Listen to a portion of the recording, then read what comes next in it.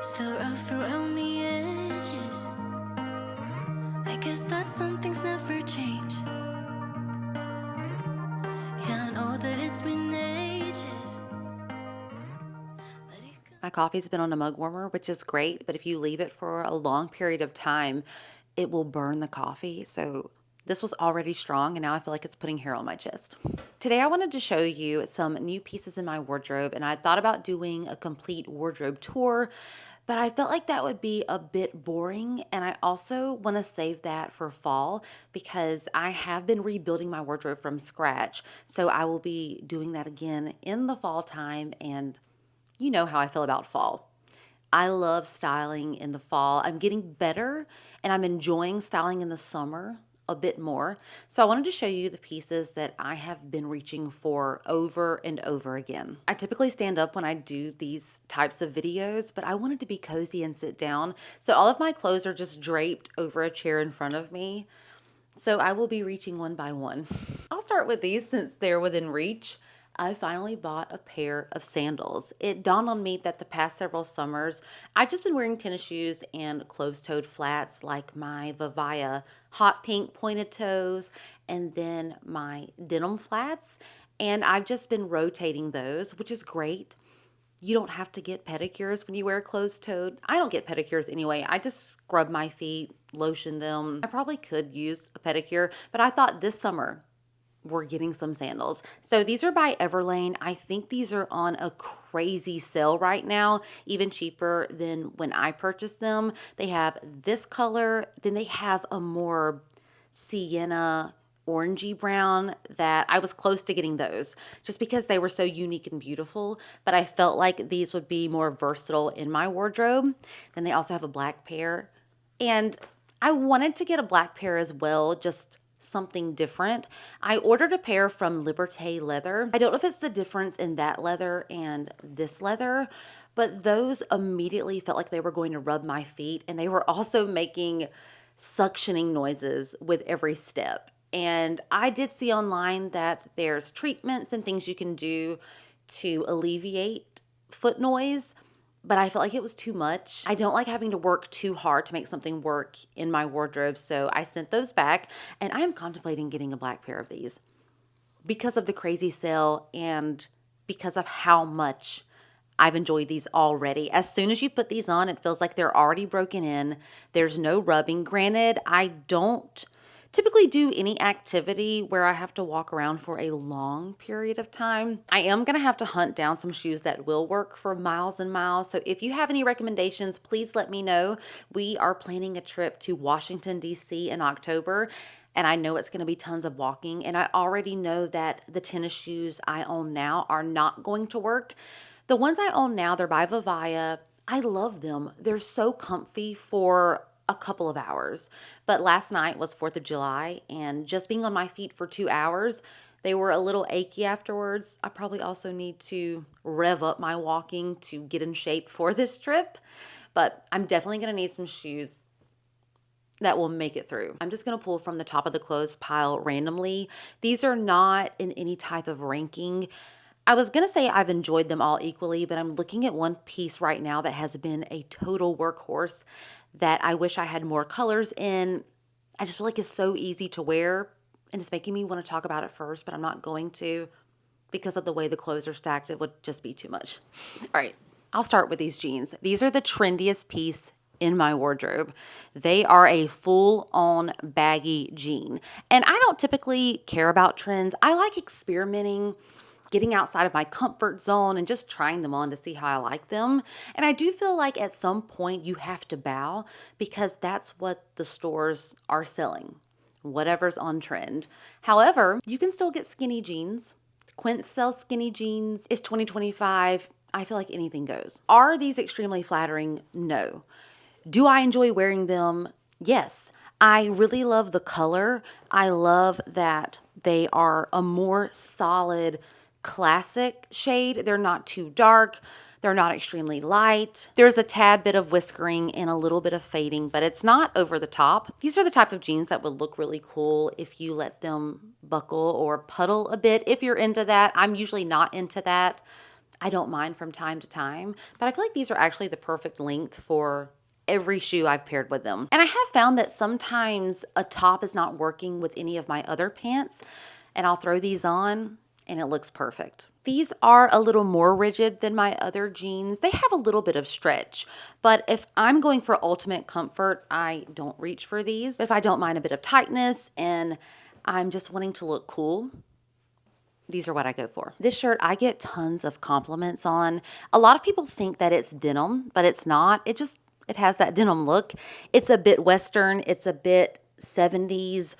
It's not super form-fitting, but it's more streamlined and close to the body. I find this pairs really well if you want something baggier on the bottom. I love this with some pants I'm going to show you. I've never tried it with the baggy jeans. Maybe I should try out that combination. But this is just an easy shirt. It's long, full coverage, yet lightweight. If you need to be dressy, it's the right amount of dressy, but you could also make this really casual. This is not the only green stripe shirt that you're going to see. What can I say? I love a stripe. I love a dress shirt. And this reminds me of a man's bowling shirt, but in the best way. However, it does not hang straight. Like most of my dress shirts that I've owned in the past, they're streamlined. They hang straight down. This has a special cut where it goes in at the waist, but at the same time, the arms are still a little bit baggy. So it's more of a feminine shape. So if I'm not in the mood for something completely oversized, but I also really don't want something form-fitting, this is what I reach for. And typically, I am a layering girl. I will always have a tank top or something underneath, but I've just been wearing this as is, buttoned up, because of that beautiful shape. These jeans are from Old Navy, which was so surprising to me because I've received comments and recommendations in the past to try Old Navy jeans. And I did, but I guess I did not try the correct styles because I couldn't find any that worked. These are the Wow Flare. These are one of the most comfortable jeans I've ever worn in my life. They are thin, which I know may sound like a bad thing if you're thinking about a high quality, thick jean, but for the summer, perfect. They're a solid color. They're a deep, beautiful indigo shade. They have the kind of orange 70s stitching. And if you're looking for the perfect modern 70s style jean that are also comfortable, true to size, go to Old Navy. And I tried several styles. These were the only ones that worked. Another green striped shirt, the workhorse of my summer so far. This is the type of shirt that I wish I didn't wear yesterday so I could wear it again today. Or I just wish I had other colors. I had kind of told myself I wasn't going to wear oversized clothing anymore. Or at least insanely over the top oversized clothing.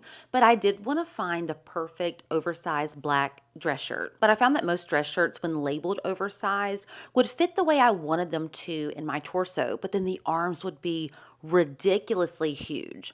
With this shirt, it's the opposite. Well, maybe not the opposite because I like the way it fits in the torso as well. But the sleeves on these are normal. They're a good length. They don't swallow my arms. And this also has a really special cut in the back. It's cut in a U shape and it cups your butt just perfectly. So it's full coverage. It's light. It's breezy.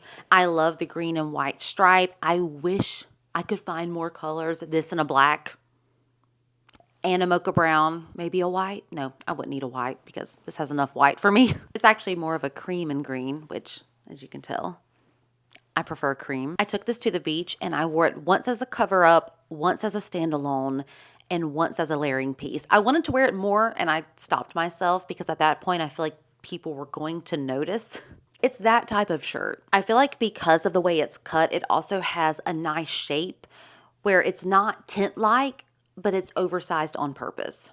Ever since I decided to start from scratch with my personal style, I have been pleasantly surprised just by stepping out of my comfort zone, trying things that at first glance I would automatically write off. That's not going to work for me. I'm going to look silly. It's not going to flatter me. And I should have learned my lesson with my wedding dress because I saw my wedding dress for the first time online and I thought, if that looks good on me, that's the dress.